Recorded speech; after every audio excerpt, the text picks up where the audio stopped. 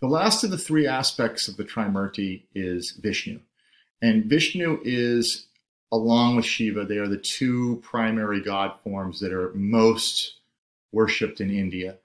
And while Shiva is worshipped to destroy lower parts of self, Vishnu is much more a god that's worshipped by both children and young adults who are hoping for prosperity. So Vishnu is not just the god of preservation, he's also the god of prosperity, wealth, a god who brings good fortune, but also a god who stands in a way the protector of the universe.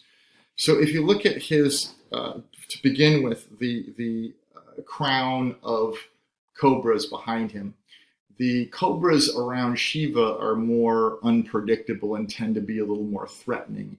Here, they almost sit in an organized way as if he's got complete control over them. And so this is this idea of holding the force of destruction at bay. But also, this is the cobras represent the kind of primal universe, the deep Kundalini, and Kundalini is a sort of the snake energy that moves through the universe, and that's what's represented here. Like Brahma, Vishnu has a crown. You can see a peacock feather up there.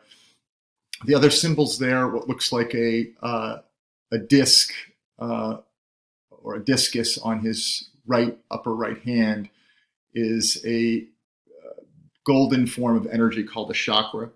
And the chakras are important because they represent the purified spiritual mind. So the chakra also represents the destruction of one's ego and in the awakening realization of souls, and the burning of spiritual ignorance. And that's very important. There are going to be 7 chakras in the body, so Vishnu also represents a kind of an inner ordering of self. You can see he's much more kind of stable and steady than the other representations that we've seen. The mace in his right hand is very typical, with a large bulbous head. That represents the power of Vishnu. You'll notice that the lotus flower in his left hand is not open yet, so he represents the potentiality of creation, right? That the thing that he is enabling that creation to happen. The last thing you're going to notice is the conch shell in the upper left hand, and that represents, if you've ever blown in a conch shell or listened to one, it lets out a kind of a low monotone sound, and that's the sound of the universe, or the Om sound. So the conch shell represents Vishnu's power to create and maintain the universe. It also represents the 5 elements. So it represents water, fire, sky, earth, and air. And then you see he's also sort of standing in a cosmic sea with a serpent that he kind of rides on top of, and that serpent is also that idea of primal reality. So again, similar here. I'm not going to go through all of these. He also carries the Vedas as Brahma does at the bottom of his garland around his neck. There are lots and lots of different symbols here, which you can go through if you've got time. But the most important part is that he is connected to primal reality, that he's connected to prosperity, and he's connected to a kind of a potential in yourself. Now, the interesting thing about Vishnu is that Vishnu manifests and comes into different beings in different ways. Just as in Christianity, God manifests himself as Jesus to come and save mankind. In Hinduism, there are 10 avatars. So there are 10 different times that Vishnu comes to save humanity. And as you can see here are all the different representations of that. So you see all of the things in his hands, which are symbols of Vishnu's power. The mace in his lower left hand, or I guess he only has 2 hands there, is this clear sign that we're looking at Vishnu. His blue color is also a giveaway. So if you look at Vishnu's symbolisms, we've talked about some of these things. The conch, the mace. He also has a chariot which represents the mind and the senses. And you can make note of this if you want, but basically the details aren't as important as understanding the overall concept and the way in which it sort of works holistically to create a kind of sense of things. Now, if you look at the avatars, you'll notice that Vishnu comes at different times in history as different kinds of animals and different sorts of human beings. And even if you look over there on the right side, you'll see a picture of the Buddha. So Hindus believe that the Buddha was in fact an avatar of Vishnu. How convenient. This whole religion now becomes just another manifestation of Hinduism. So if you look at the avatars, Matsya is one of the earliest ones, comes in the form of a fish. He comes in the form of a pig, in the form of a lion, in different forms of human being. He's going to come in the form of Rama, who's going to be a famous warrior. You see him on the right there. And you see him coming in the form of a giant in Parashurama. And the one that's still to come, Kalki, is sort of the warrior of the apocalypse. It's very similar to Christianity that way. So the prince of the destruction of evil forces will come back and save us one last time. So the two most popular forms of avatar are Rama, as you see here with his giant bow. And he will be worshipped as part of the Ramayana, which is a separate myth, which we'll hopefully have time to at least take a look at. And the other one is Krishna. And now Krishna is usually depicted either as a child, a baby. Here he's depicted as a young man. And he is, as a child, he represents purity and in the same way that baby Jesus does, this idea of a sinless creation and the potential of a child. So it's interesting that gods worshipped in child form often are very popular. And here he's being worshipped in adolescent form. He plays the flute. He seduces the gopis. Krishna is he's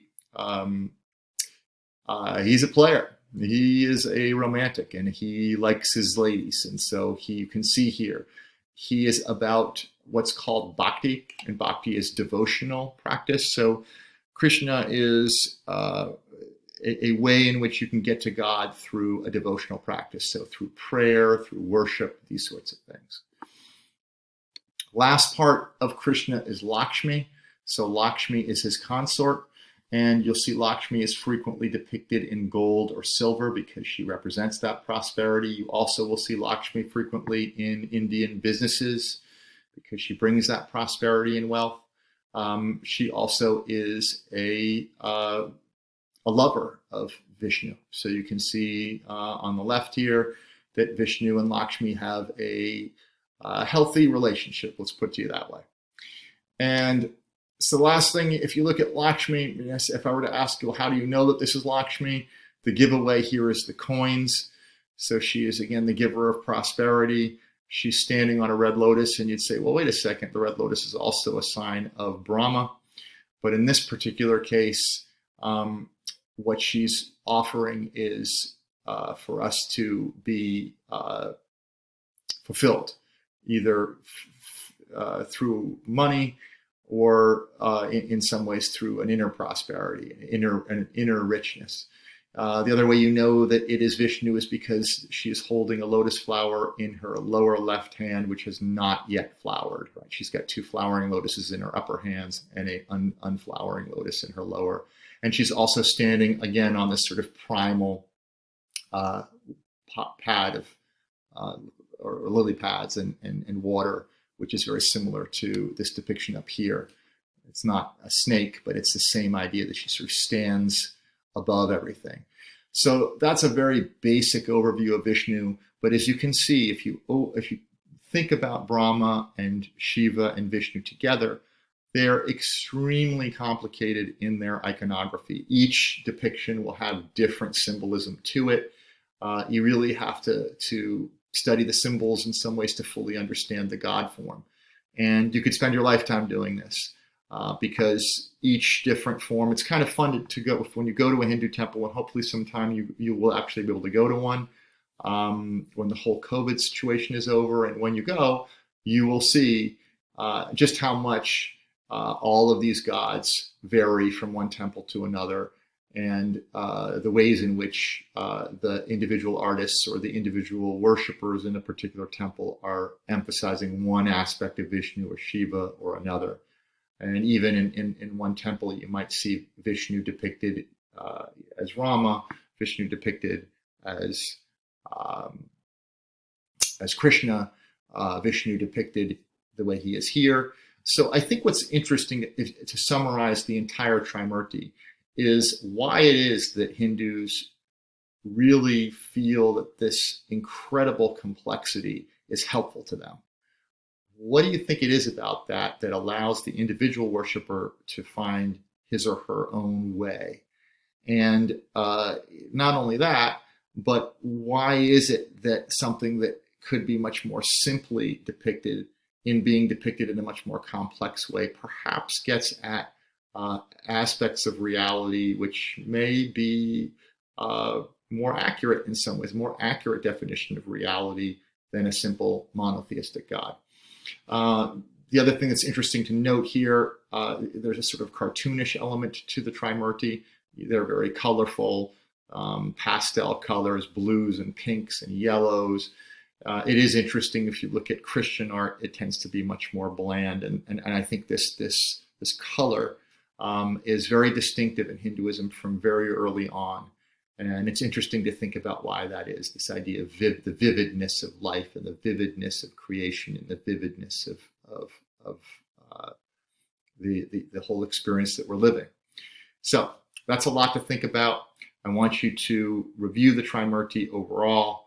I want you to think about the most important manifestations of Brahma, Shiva, and Vishnu, and we will be looking at them in more detail as you guys go forward and research this in the next couple of days.